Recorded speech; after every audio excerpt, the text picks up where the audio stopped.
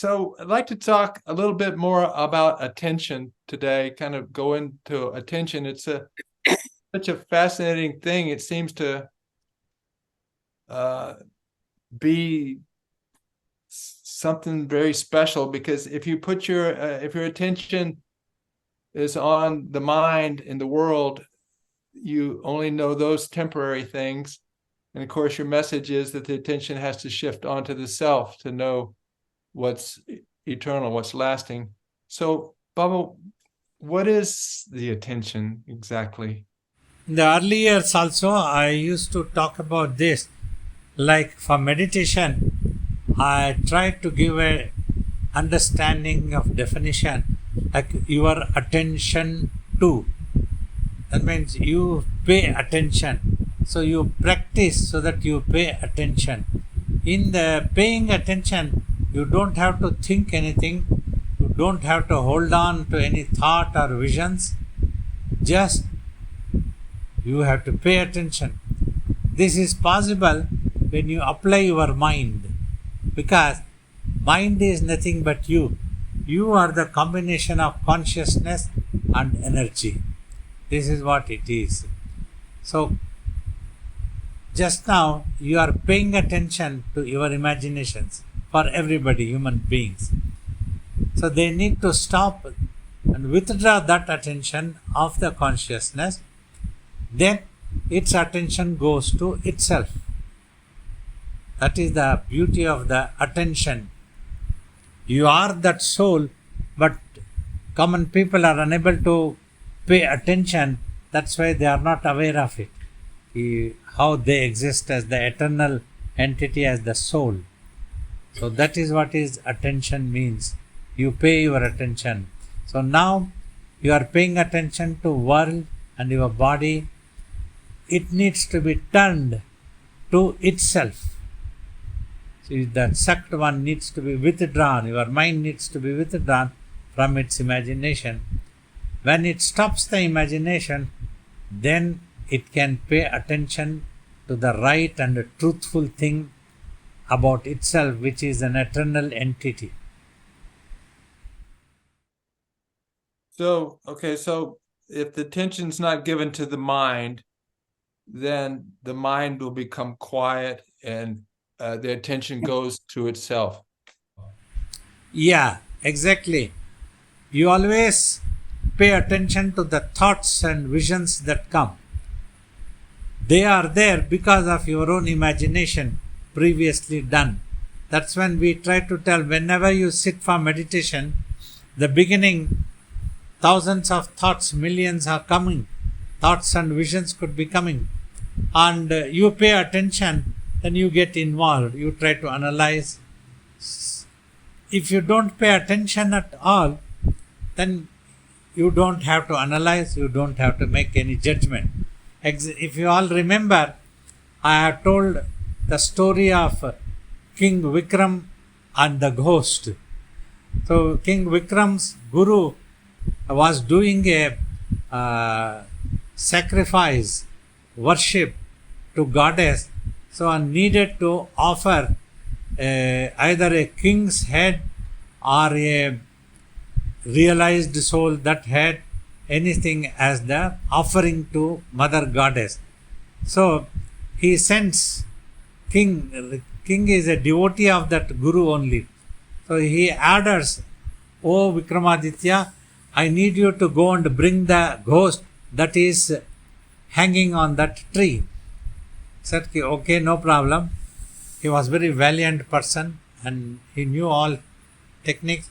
So he just went and got hold of the ghost and started carrying. But then it started putting up a condition. It used to tell every night, it continues like that. The ghost says, "I am going to tell a story and then ask question. So after listening, if you understand, still you don't want to answer, your head will be broken into 1,000 pieces. But if you open up your mouth, you don't maintain silence, then also I will escape from your hands." That is possible. So such a challenging thing was given to the king. Yes. some spiritual concepts also can be made. They said that 1,000 nights, every day he used to go, try to carry the ghost, and the ghost would tell a story, and he had to answer because he knew, he was very wise. He used to listen to the ghost story. The last day he starts thinking, now how to take this ghost? Every time he tells a story, I know the answer, so I have to tell. The moment I open up mouth, it escapes. Then he comes with an idea. Now, tonight, let me not listen to its story.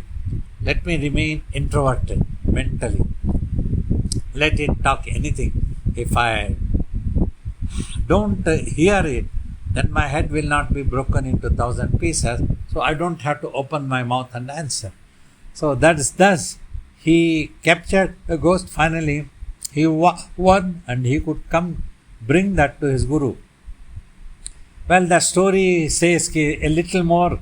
The ghost says, after surrendering, now you have become very real. Cleverness has been used by you.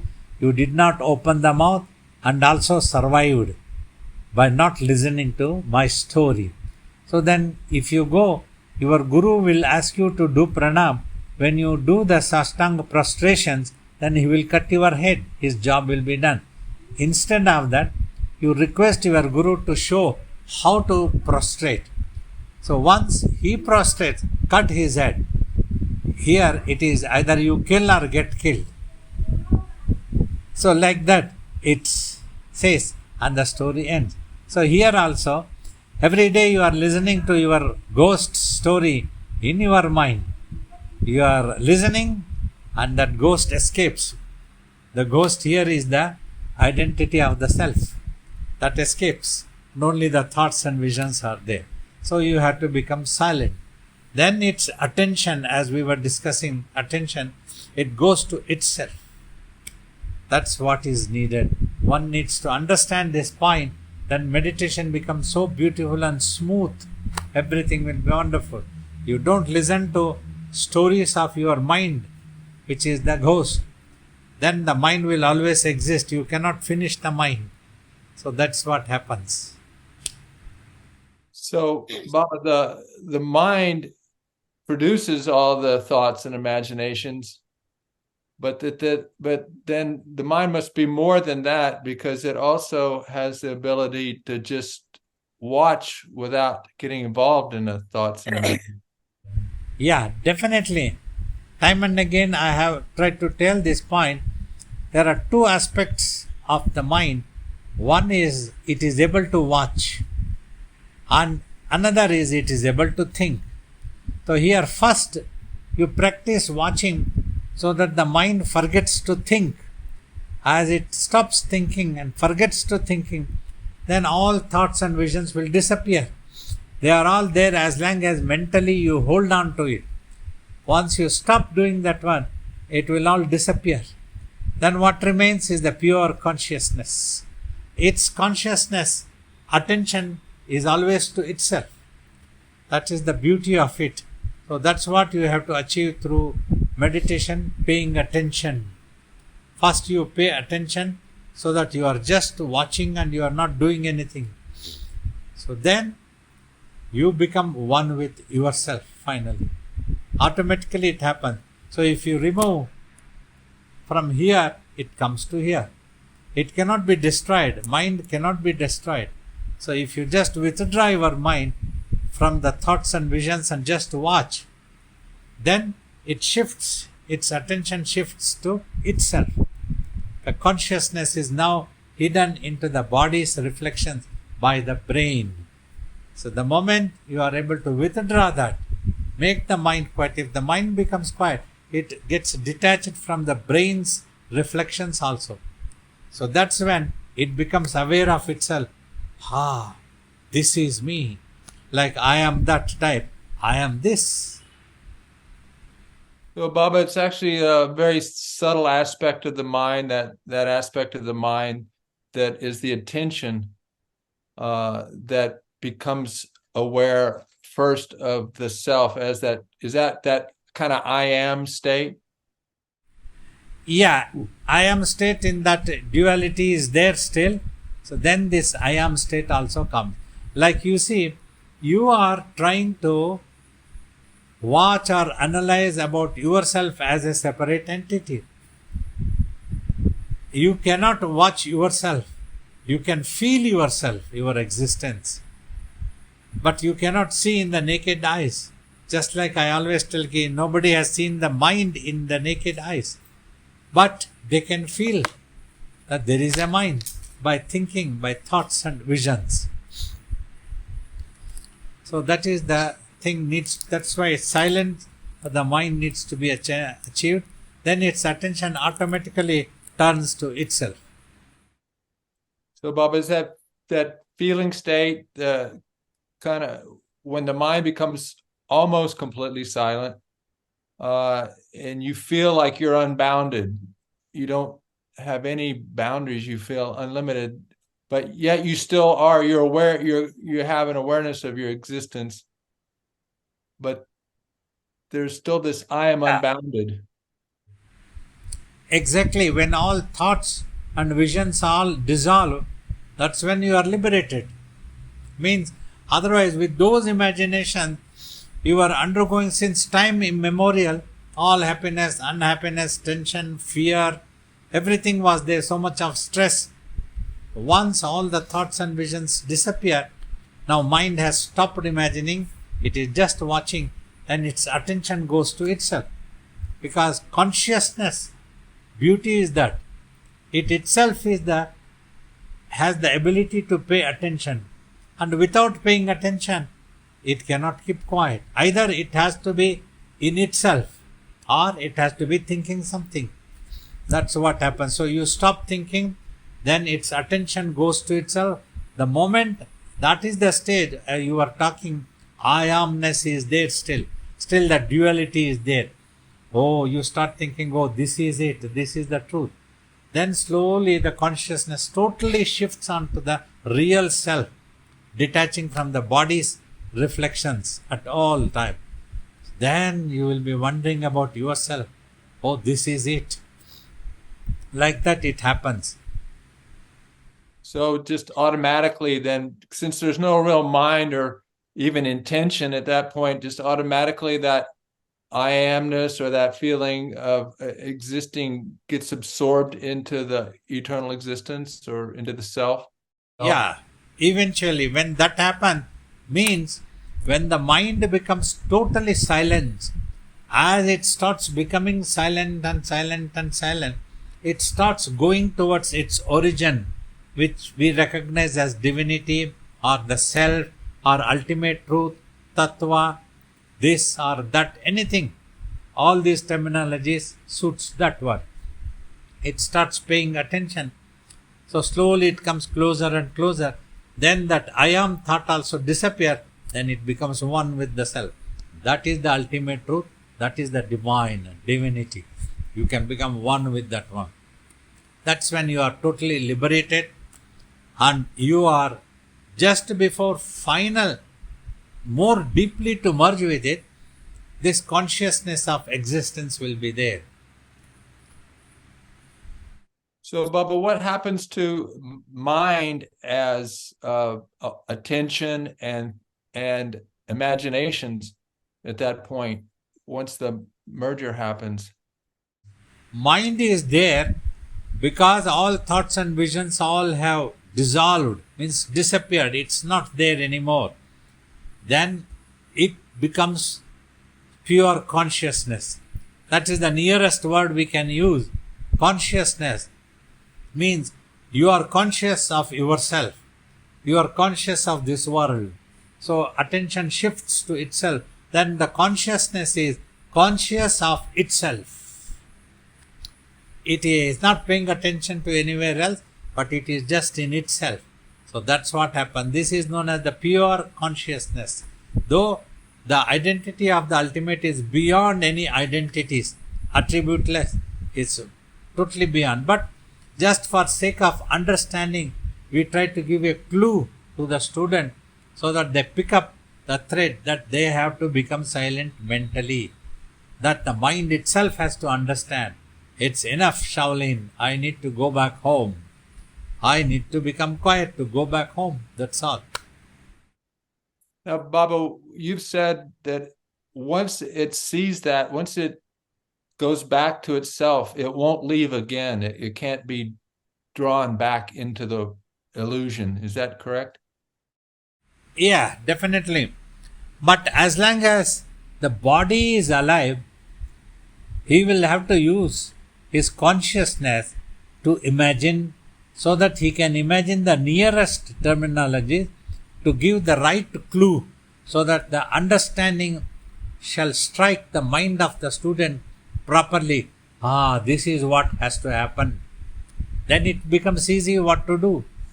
Once they understood, my mind has to become quiet, I have to become quiet, then you practice to remain quiet mentally. So that's what it is. That's the pure consciousness. So then once further merger happens, everything finished. No consciousness, no name, and no wanting to know, no knowing anything, no awareness, no self, no this or that, everything disappears. Means imagine one time, all of you, suddenly if you become space, what happens? You won't know anything about yourself. You are the space. You don't think, you don't imagine, you don't feel anything. You are beyond all attributions. So that's what the beauty.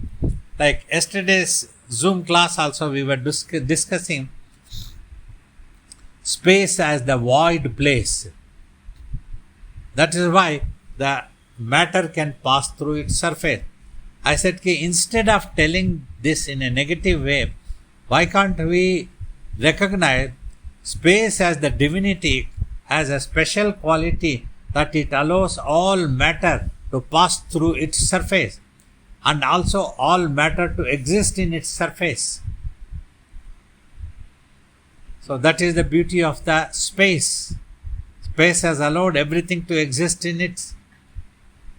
It is like we have taken some time and space on lease from the space, so that we need to exist in this body. That's why we requested. The space has provided the earth, the sun, the moon, all these things for us. So like that it happens. But once that final thing happens, everything disappears. When everything disappears means everything disappears. That doesn't sound very interesting. That interesting thing also will disappear. So, Baba, what's the purpose of existence, of a human existence? Human existence is that you have a well-developed brain through which you can discriminate, understand certain facts, so that you put an effort and go back to your real self. Here, if we want to go back to real self, means it is not hiding anywhere behind the moon or Jupiter or Neptune. It is you who is here. So like that you have to analyze and understand. This brain helps in thinking. Once you slowly start meditating, then your understanding will come from within. So that is the purpose of the human. Once in a life cycle opportunity is there, so that you can realize your real self.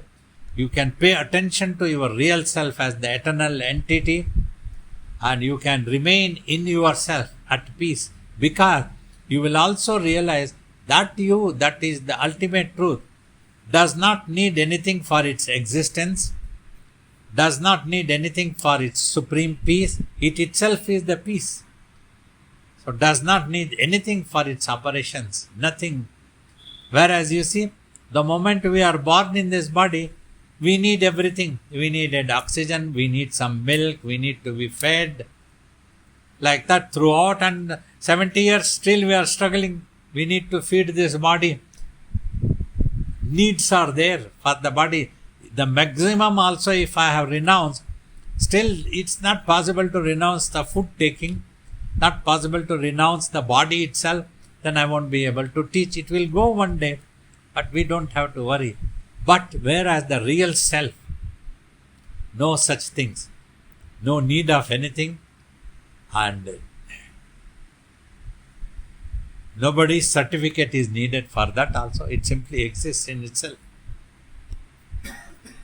So, Baba, spirituality then is basically trying to move beyond the world of dualities, the world of our mind, which is always going to be either peace and happiness or fear and suffering. The idea, maybe when it's peace and happiness, you're not so interested in moving beyond. But if there's peace and happiness today, sooner or later there's going to be suffering. There's an awful lot of suffering in the world. But what you're talking about, spirituality is just alert you that you can rise above that you in fact are above that, but somehow you have your head in the clouds and you don't see it. Exactly. It alerts. You cannot depend on this world or your body because it is all impermanent for your peace and happiness. A certain thing which is impermanent, how can it give you a permanent happiness? That is all. If you depend on this body, today I can give you some teaching. Tomorrow this body may not be there to give any teaching. So that side by side, like the gallery and the speaker go side by side sometime, the same way you have to meditate also. Go on meditating so that you also achieve one day before the body shall go. That's what Krishna tells Arjuna. Before death shall claim thee, there is one opportunity. Go to the knowers of truth with all humility, paying reverence, sit at their lotus feet, seeking their permission. All protocols are also explained. Not that you just go to a realized person and ask him to tell you about everything. Not that way. There needs to be some humility, need to have reverence, protocol. Like if you go to meet an emperor, you are a prime minister or a president, you may have to follow such a protocol. The same way you go to the guru, sitting at the lotus feet, seeking the permission of the master, then ask with intelligent question. Then when the master teaches you, adopting such methods, achieve that truth to yourself.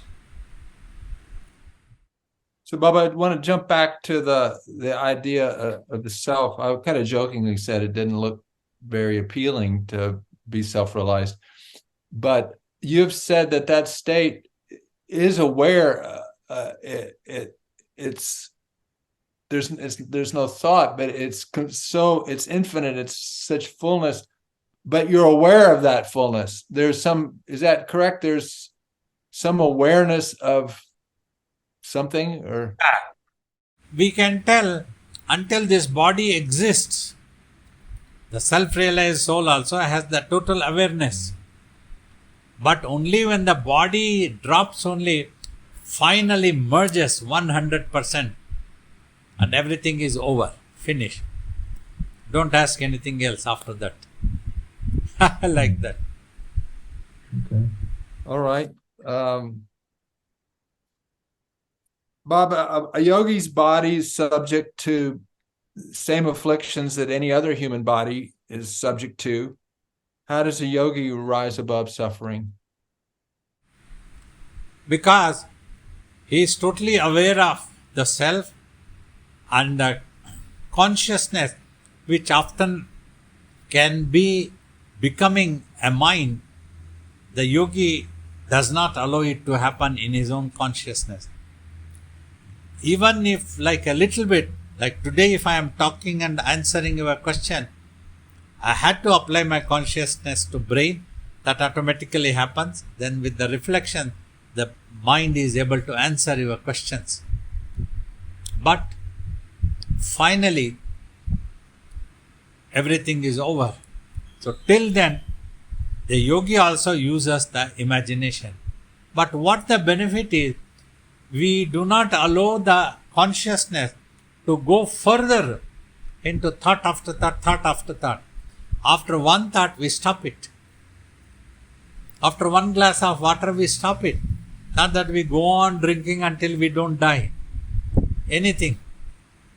You eat one ice cream, two ice cream, how much you are going to eat? Like that you have to stop somewhere. So that stops here also, here. Until then, once you understand, you become aware.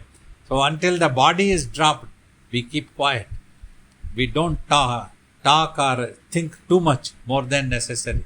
One thought is enough to answer your question. And that thought also I don't have to imagine. Spontaneously it comes, then I tell. So that is how a yogi, after realization, waits for the body to come to an end. Still there is no anxiousness, because it will be over. One day it will go. Even if I jump or dance or hit bang on the wall, it will die one day. I don't have to worry about it. Nothing. As long as it is there, we keep teaching others. Whoever comes, we try to teach, meditate. You do this one, you do this one, do you meditate? Answer your questions. Like that we keep doing. One day, Babaji attained Mahasamadhi. And where do we have to make his Samadhi? Like that thing come. It's over. So Baba, even, and while a yogi is behaving in the world, answering questions, he's always aware that he's really the unbounded awareness. He is acting in a drama on the stage. He acts so beautifully. Nobody can make out that he is not a actor. They will start thinking he seems to be real, whether in the evil, good or bad or not, anything. But he is well aware, I am only acting, I am not actually evil. The moment the drama is over, he comes out of the stage and he is aware of itself. He is like that. All the time that awareness is there. Even when I am imagining, I am imagining only for sake of communication and understanding. More than this, there is no need to go on thinking. I don't become excited like for a question come, like I answer. Afterwards, I don't become excited. I don't go on thinking, what else I can tell Agastya, what else I can tell, what else I can tell. Your question that spontaneously came, then done, until you don't ask the next question.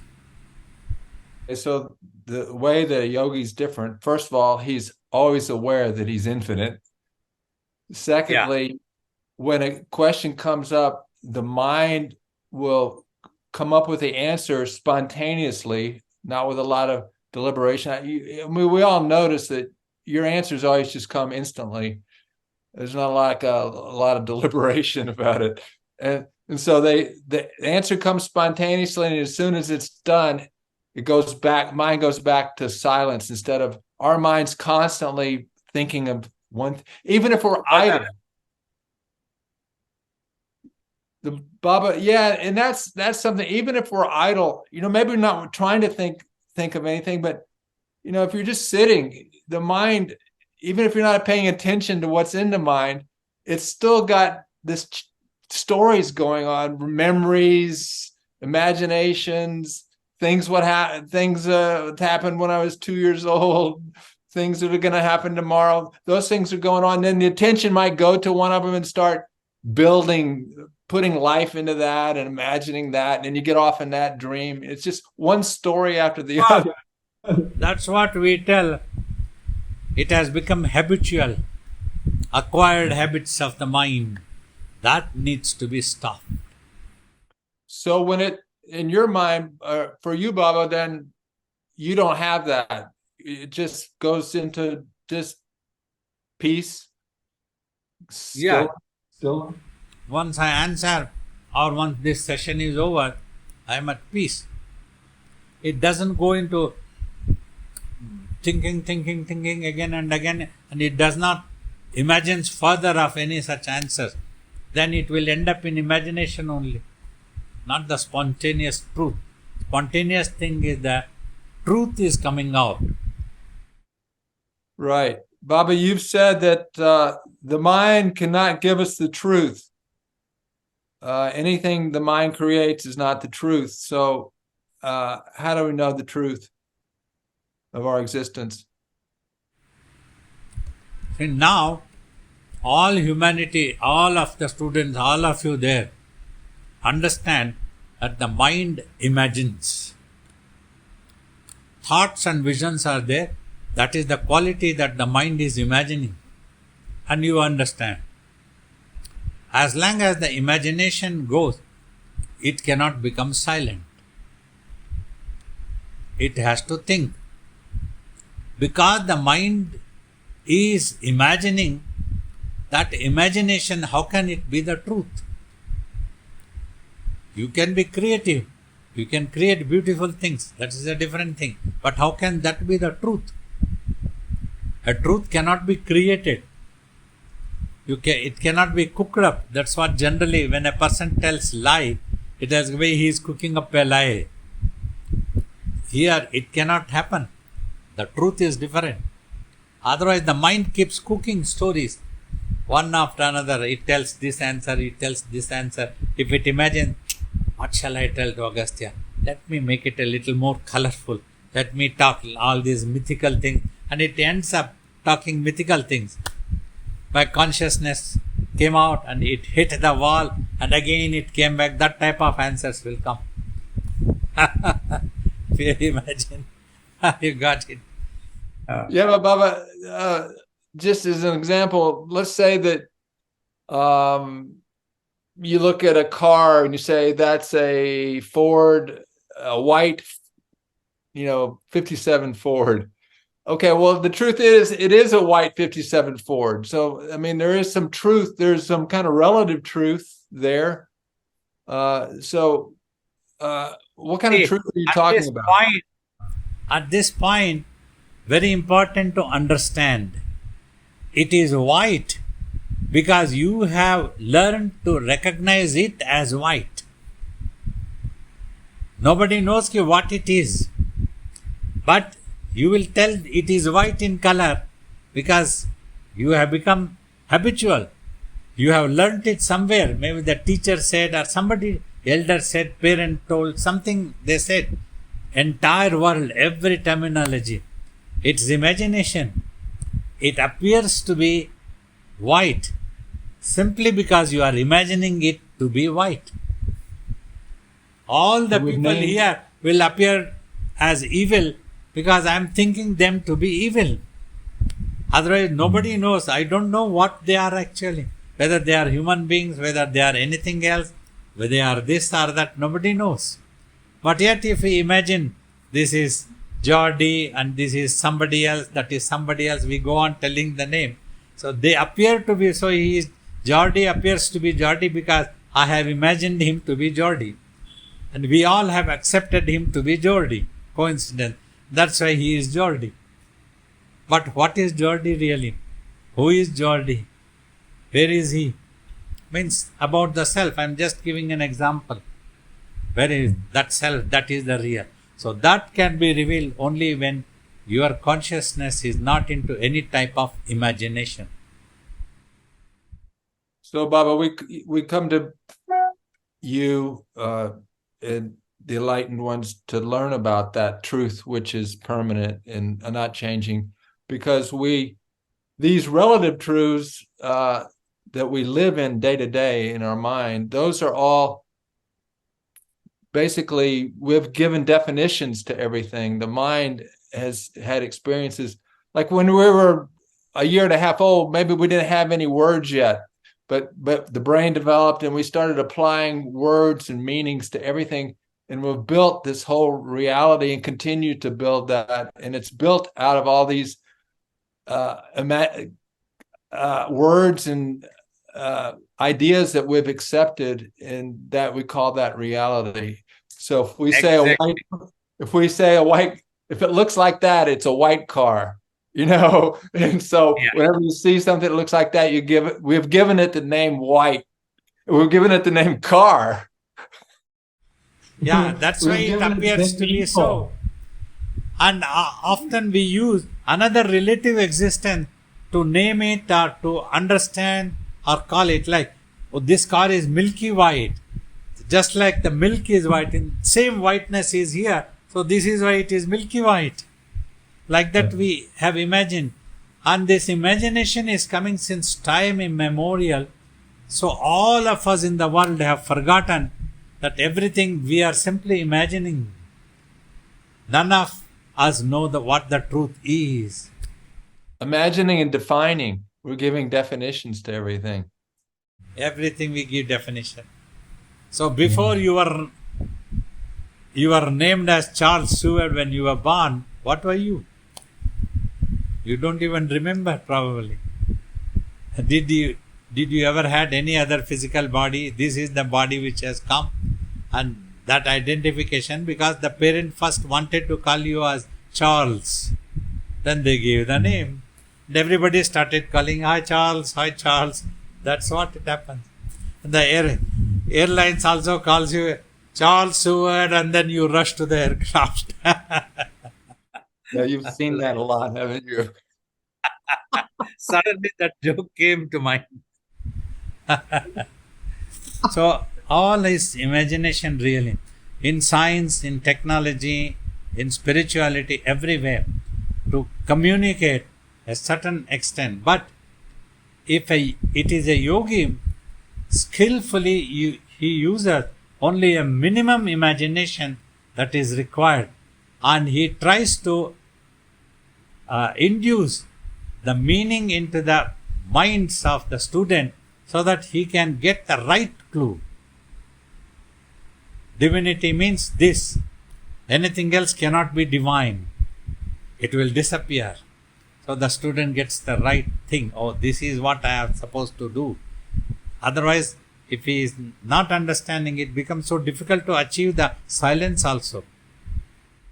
What we imagine is important, Baba. It can make our life miserable, or it can make it, better. Exactly. If the mind was possible for everybody to all the time imagine happiness and in everything see only happiness, then the problem wouldn't have been there. But it doesn't happen like, because the mind develops likes and dislikes. I like this, I don't like this. If I don't like this, this is wrong. This is not giving happiness. This is giving unhappiness.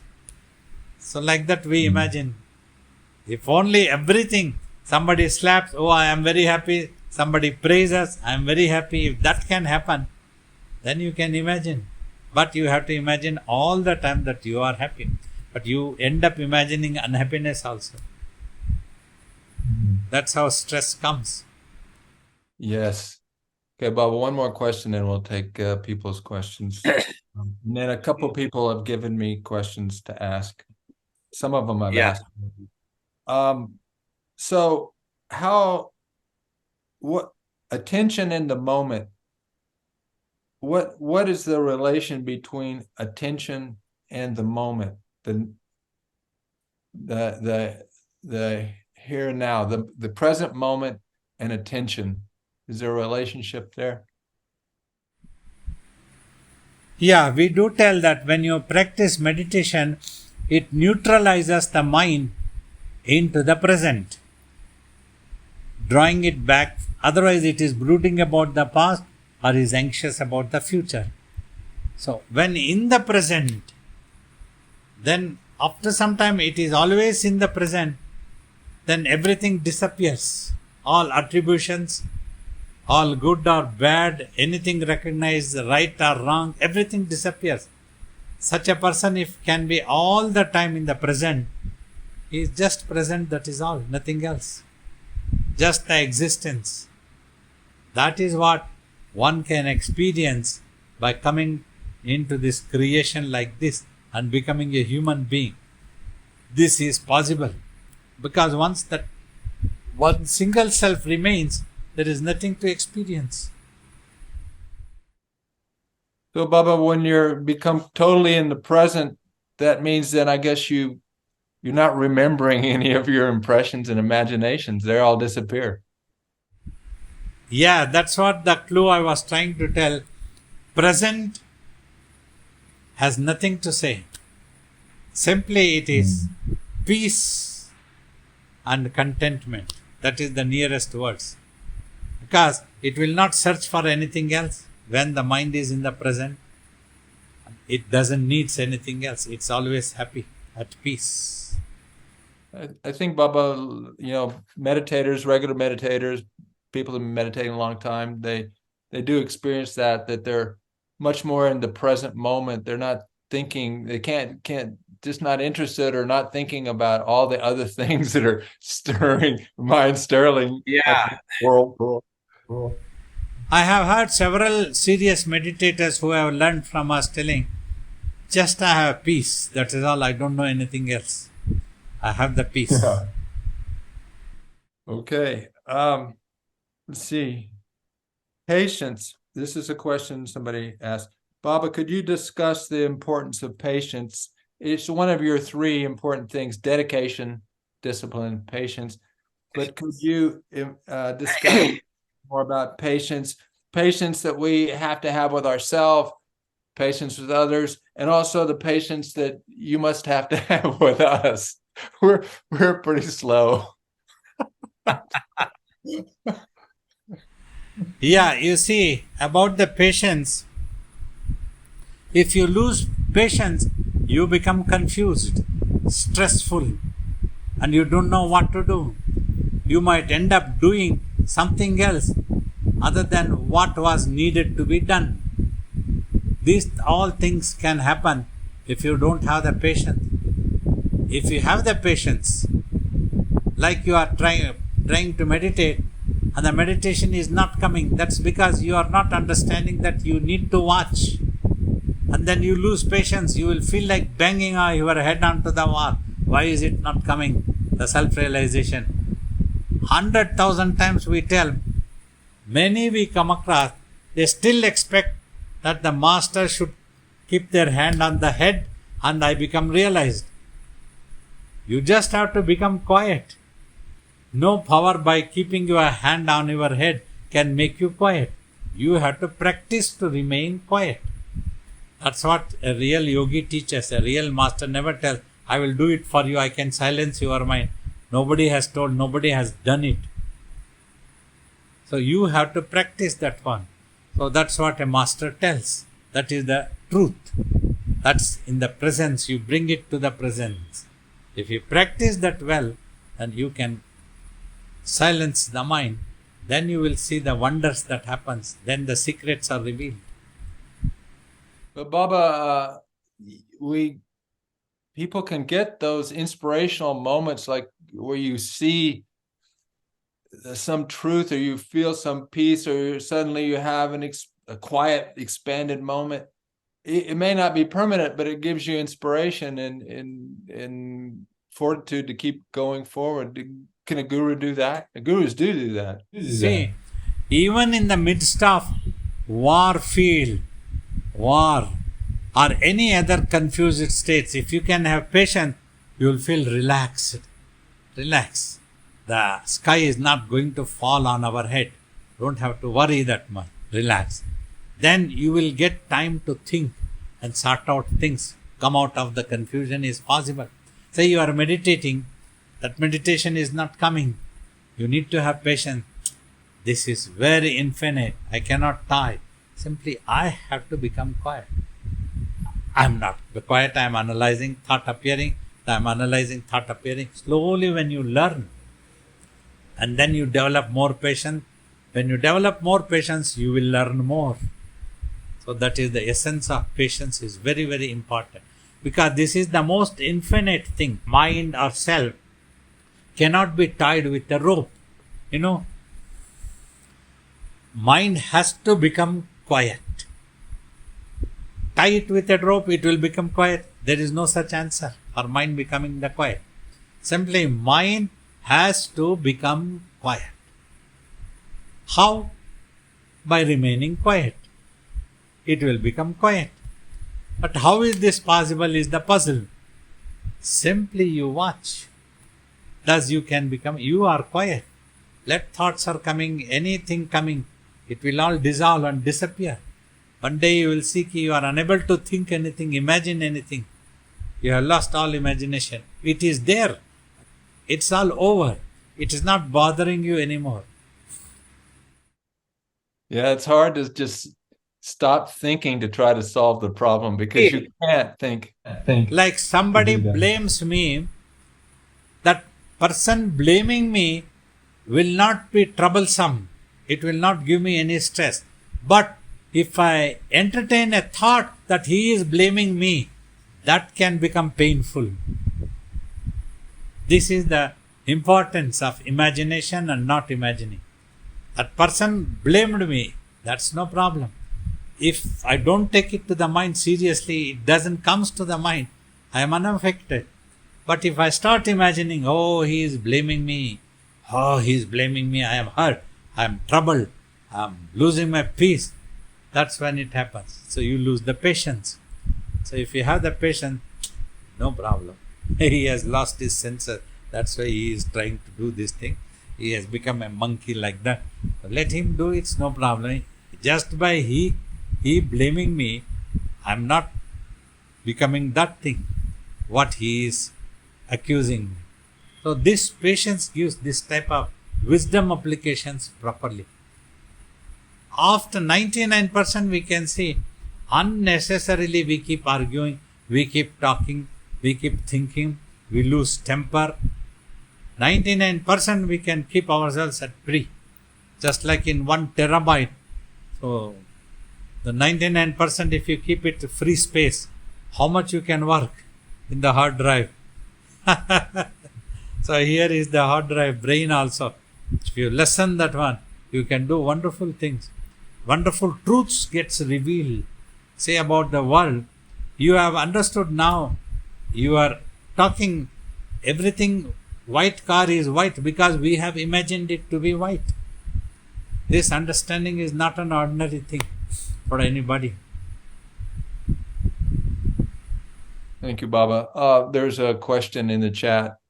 If the mind is not self-realized, what happens when the body ends? It will assume next incarnation because it is visualizing, it is not quiet. So based on the visualization, which forms the intensity of thoughts are formed, and once the brain completely dies, the mind gets detached and assumes next birth. So never ending. Again and again you are born, again and again you have to die, you born, you die, you born, until you don't cleanse your mind totally once for all. Then the mind, that is the pure consciousness, simply remains in itself, merges, and it has no rebirth. Hi, Babaji. It's Chris. Thank you for talking to us. In your book, you talked about in deep meditation, you achieve complete, absolute attention on the self. I think you already answered my question. It's about patience, which was great that you mentioned it. But I had an experience when I was in high school. I came home from a game and it was snowing out, and I got out of the car and the snow was so silent and so peaceful. I think that was my first experience with meditation in this lifetime. And I was totally taken care of. I wasn't Chris. I was kind of, just absorbed in the moment. So my question is, how do I get back to that? I know I need to practice and have patience, but it was so deep that I never got back to that deep state of peace. Thank you. Yeah, you are answering, you are questioning, everything is there. That's so wonderful, profound experience you had. So that has led you towards spirituality, and now no shortcut. You have to work out with meditation. Practice remaining quiet in meditation. Practice just watching means just remaining quiet. So anyway, anywhere, anything. While you are active in the world, you just don't bother about the result. Do it as a duty. At least 80% of the thoughts will disappear. It will not be bothering you anymore. Or in meditation, totally you become silent. Practice like that. This is a practice you have to achieve. Nobody else can achieve that practice for yourself. Great. Thank you so much. We will be there to inspire you, bless you, pray for you. Thank you so much. Thank you. Pranams, Baba. It's Nick. Yeah. I just wanted to see if I could understand this a little bit better in my mind. So when we're speaking of the eternal self as Brahman, are you saying that Brahman does not, it doesn't witness the worlds because the worlds don't exist? the worlds are only being created by individual minds, and Brahman is not a part of that, so it doesn't in fact witness the worlds. Yeah, the ultimate truth, Brahman, what you are talking, it simply exists in itself. That is known as the Maha Samadhi. Maha is like a supreme Samadhi. It's totally unaware. So much is happening due to that Brahman. So when we speak of the self as an eternal witness, what is the witness factor? What is it witness? You see, when a person becomes realized while alive in the body, so this body witnesses this world, the appearance. He witnesses means he does not get involved into this world with thoughts or with visualizing. He won't get involved. He's just quiet. In this body, So he is that's- just there. That's all. That is the witness means. Okay, and so that's why it disappears once the body is gone. That's what you meant by saying it all disappears and just merges back for a realized soul. Definitely. Okay, Yes. thank you so much, Baba. Baba, is witness the right word? Because it implies that there's somebody watching, that there's an eye. That Yeah, like I I can think- imagine that I am witnessing, but I can't imagine pure awareness witnessing anything.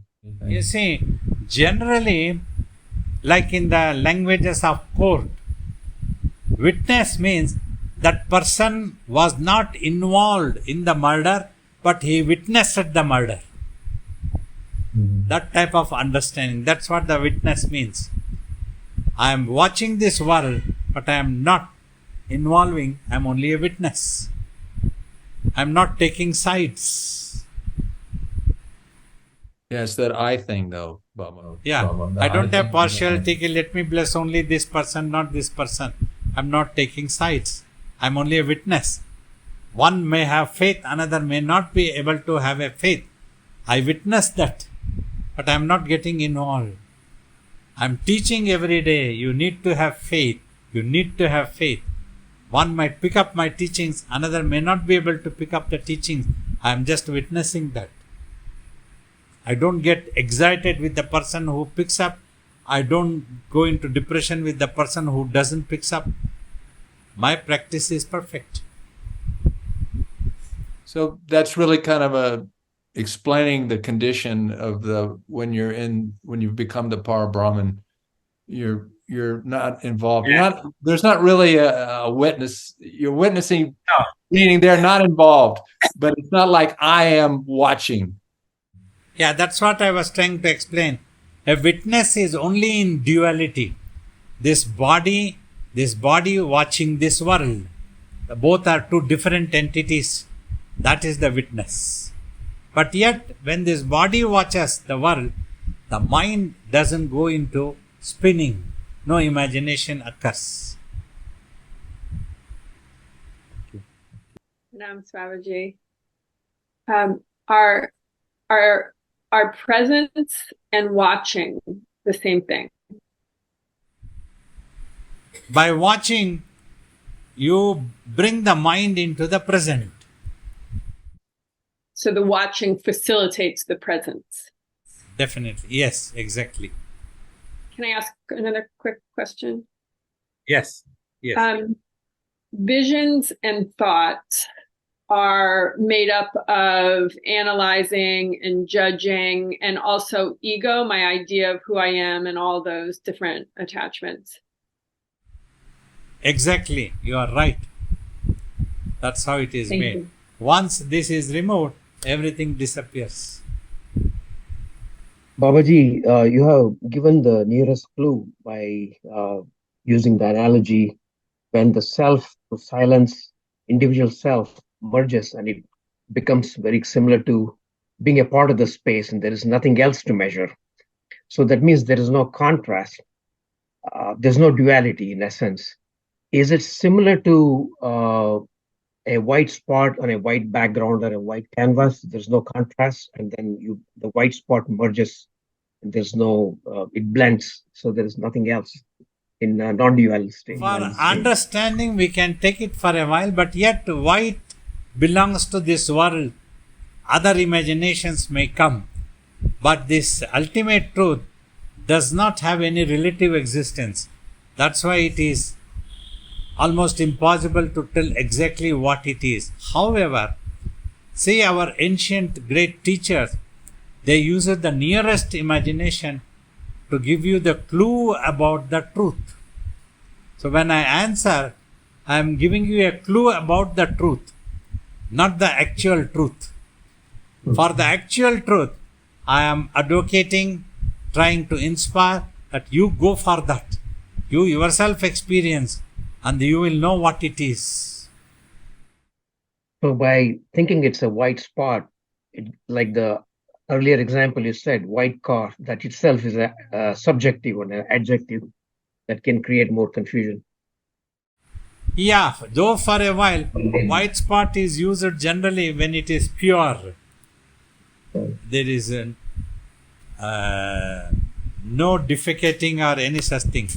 So that is the basic idea to understand. So here that is the mind itself is the purest consciousness. That means supreme purest consciousness is the divine. Thanks, Babaji. Thank you, Baba. Just a quick follow-up on the concept of attention that we've been discussing. So when your attention goes stronger and stronger towards the self, is the if there are like loud disturbing sounds like a motorcycle or pain in the body, if it becomes so strong on the self, do you just forget or not notice that, or do those sort of disappear? And I'm even thinking like into a state of samadhi. See, the pain in the body will not disappear like that by meditating. But your consciousness, when it has turned to itself very deeply, it won't notice the pain. Just like you take a painkiller, pain is there, but you don't notice the pain because it suppresses the brain's reflections. So that's what happens. So in the same way, in meditation also, you become one with the real self, but the pain will be there. You need to attend to that pain separately. You need to attend to the body needs separately. In that state, you may not feel like having a food also, but this body needs food. For that, you have to attend to that one. So that's what always one need to importantly understand. We need to keep differently physical body and the consciousness. They cannot become together always. They will be different. Body is the matter, it will behave accordingly. Even if it's a yogi, if food is not given, it will die. There is no such special arrangement that because of the yogi, even if he doesn't eat. Many people claim they are all mythical and liars. Nothing happens like that one. The body has to be given some food means. So that's what it is. Simply you will not notice even if you are hungry. In the same way, there will be pain, but you may not notice when your attention is turned to yourself. Thank you very much. So the question is, there is no question, but the challenge is being fully present, watching, witnessing is extremely easy when in presence of truth, you speaking in moment. The challenge is leaving and being in the world and walking in the world. And here, Baba, I catch so if I go out of the moment and out of the presence and out of the watching while I'm walking in the world as my eyes are seeing, and I see the story come up and I can drop it. However, when we can't drop it or the mind doesn't drop it, the challenge is, here's the question is, and the answer. See, I have the answer, which is come back to moment, come back to breath, come back to presence, but it's extremely challenging to be such a empath to feel the entire world. I understand You know what I your mean? I understand your question. I know what you mean. We all know it is the most difficult thing. Simply you have to assure yourself, though it is very, very, very, very, very difficult, it's not impossible. Slowly, slowly, slowly, today I'm learning, little learning. Always be ready to learn. Like that, go on doing, one day it will come. Don't try to think of that one day now itself. That can be very discouraging. You go on doing. 50 years ago, 60 years ago, we were simply doing without getting discouraged. It was not coming easily. We were on the devotional path, remembering God, chanting mantras, chanting praises, everything we were doing. And meditation also we were trying to do. So it took this much of time. In spite of the fact that I was luckiest to be born 70 years ago in such places where we did not get exposed too much to the world. We didn't have had to go to the world too much. That way I was lucky. If you have to go too much to the world, that is a challenge definitely. Understanding you fully, once again I advise the same thing. Never give up the practice. If it is not coming, don't worry. Because the greatest worry comes if it is not coming, if it is not happening. So if it is not happening, whenever it has to happen, it will happen. Why should I bother? It's for the divine to bother, for my guru to bother. Let me simply keep watching. That's it. With that simple thinking, assure yourself, be positive, try again, never give up. Thank you. Baba, it occurred to me your childhood was very simple, and today you don't have to even leave your home because of the internet. Understand. It becomes so complex, and for people, it's probably overwhelming if you were on your internet very long. You're just being bombarded with ideas and opinions and concepts and conflicting ideas. What's true, what's not true, who's telling the truth? That's just your opinion. How do you and the mind just is like on overload all the time for people, it seems, today. One important thing also, by becoming more curious and inquisitive, you can be putting yourself into a bigger trouble unnecessarily. If you can overcome, you see this, try to understand, all of you, analyze, even when you go back home also, everybody. The less we know about the world, we are more happy. Less trouble is there. We become upset sometimes, oh, that person did not tell me that he was going to go to Washington. Why should we be upset? He wanted to go to Washington, let him go. It's good he did not tell, I am peacefully at my home. Otherwise that friend would have dragged me also. This phenomena, if possible for any human being. Daily I take up the newspaper. But quick glances I going to have, this is not needed, this is not needed, this is not needed. I watch it surprised that 99% was not at all needed for us to know for any beneficial thing. Simply entertainment, nonsense things, so many imaginations, this thing. I become surprised. Are these the news item that people become so interesting and curious? Want to know which film actress is bathing in which ocean. This is the news that we want to know. That type of things comes in the newspaper. National newspapers, very important newspapers. It might appear as a joke, but that is the thing. They are going in the airport and photo is taken, front page it is printed. Do we need to know them moving in the airport? But people are crazy and they get into trouble. See, we used to see the example of small flies which gets attracted to the light. It gets attracted to the light and there it goes and it gets killed. It dies there. It cannot survive. That is the inquisitiveness, curiosity. We may need to know very few in this world. If we can stick to that thing, not bother too much about knowing this world, we will have more peace. But today, devils are in the hands. Social media, everything. They want to know what is happening there, what type of dress my friend is wearing today, what type of hat he is taking. Why do we need all this? So if we try to think, we will understand 99% all I was doing was nonsense. The day I realized, I felt like having come out of a mental asylum.